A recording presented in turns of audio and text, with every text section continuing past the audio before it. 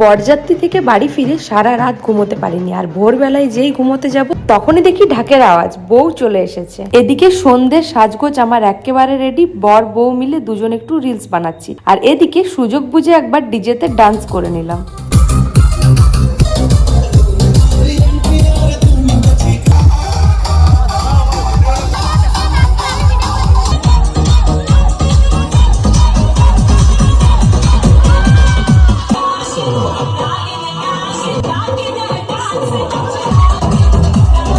আবার এদিকে দেখো, এসেই ডান্স করতে এতটাই বিভোর হয়ে গেছিলাম যে নতুন বৌদি আর দাদাকে একবার দেখেও গেলাম না। চলো একবার দেখে আসি। এই যে নতুন বৌদি আর দাদা, আর এখানে আমাদের জিমি সোনাও কিন্তু চলে এসেছে ফটোশুট করার জন্য। কি সুন্দর সেজেও নিয়েছে। এটা আমাদের ফ্যামিলি ফটোশুট হলো।